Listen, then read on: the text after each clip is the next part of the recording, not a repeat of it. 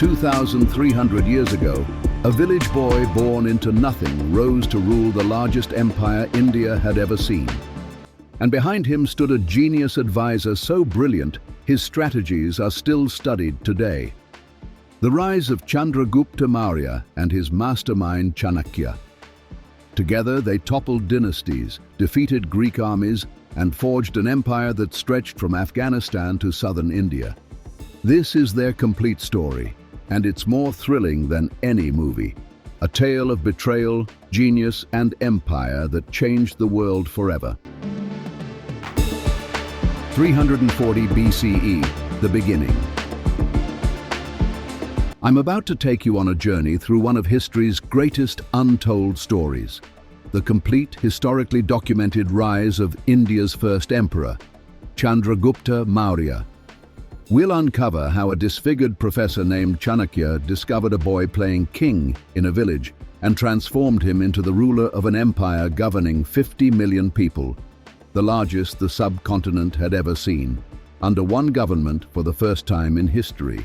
By the end of this video, you'll understand how this partnership created military strategies so effective they're still studied today, and political principles so advanced they influenced governance for millennia. This isn't mythology, this is documented history, a story so legendary that even Greek and Roman historians recorded his rise. Drop a fire emoji if you're ready for the most epic historical journey ever told.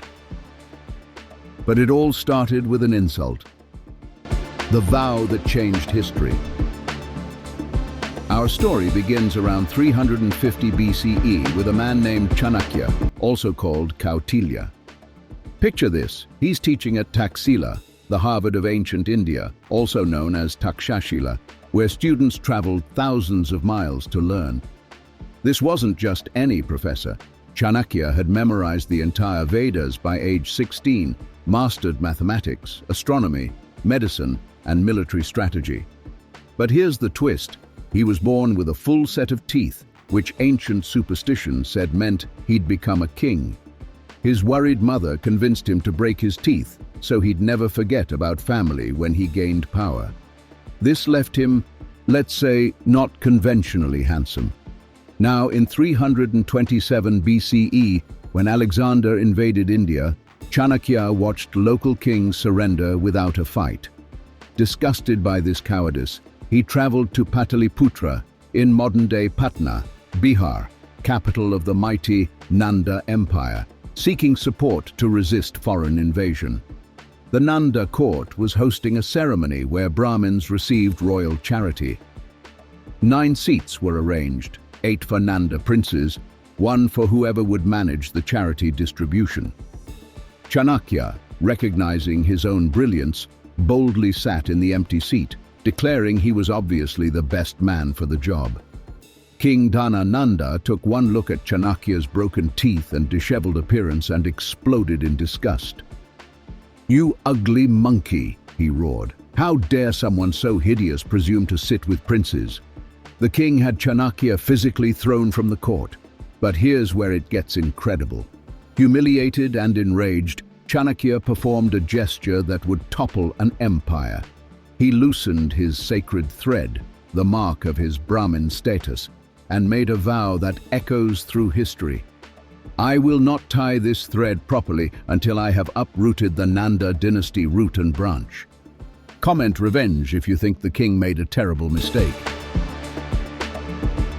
The search for a worthy king. Now, Chanakya was a fugitive. The Nandas wanted him dead. He fled to the remote Vindhya forests, but this wasn't just hiding. This was preparation. Using his mastery of economics and perhaps metallurgy, Chanakya performed an extraordinary feat. According to ancient Jain texts, he somehow turned 1 gold coin into 8, eventually accumulating 800 million coins, enough to fund an entire war. But money alone doesn't make an emperor. Chanakya needed the right person, someone born to rule. As he searched through villages, he made a deal with a pregnant village woman.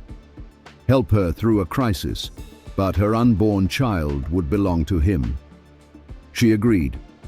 When the boy was born, she named him Chandragupta. Years passed. Then one day, Chanakya returned to that village and witnessed something remarkable. Among a group of playing children, one boy stood out completely. Chandragupta wasn't just playing king. He was actually organizing the other children, settling their disputes, giving orders they instinctively followed. Chanakya decided to test him. Approaching the boy, he asked for a donation, a standard request from a Brahmin. Listen to Chandragupta's response. Without hesitation, he pointed to cows grazing nearby and declared, "Take those cows, nobody would disobey my order." Think about this moment. This child genuinely believed he had the authority to give away property, and more remarkably, he was right. The other children and even adults accepted his natural leadership without question. That display of innate command presence convinced Chanakya completely. This was raw imperial material, a boy who commanded respect through sheer personality, who possessed natural authority others instinctively recognized. Chanakya invoked his agreement from years earlier. Chandragupta now belonged to him. The boy would come to Taxila, in modern-day Pakistan, receive an education fit for an emperor, and together they would fulfill that sacred vow. What would you have done in Chanakya's position? Let me know below. 326 BCE, a historical meeting. Now here's something remarkable. The Greek historian Plutarch recorded in his Life of Alexander that young Chandragupta actually saw Alexander the Great himself. This meeting was crucial. Chandragupta witnessed firsthand how Alexander's disciplined, coordinated forces overwhelmed India's fragmented kingdoms. He studied their tactics, their organization, their battlefield strategies, but he also saw their fatal weakness. When Alexander's soldiers mutinied and refused to cross the Ganges, when the Greek generals fought amongst themselves after Alexander's death, Chandragupta learned the most important lesson. Even the mightiest empire crumbles without unity of purpose. Coming up in part 2, a boy who met Alexander the Great is about to become the emperor who defeats his successors. But first, he must survive 7 years of brutal training and learn the strategies that will topple the mightiest empire in India. The vow has been made. The student is ready. Now witness the revenge that will change history forever. Like, subscribe, and turn on notifications because part 2 drops soon, and you cannot miss how Chandragupta and Chanakya execute the most brilliant military strategy in ancient history.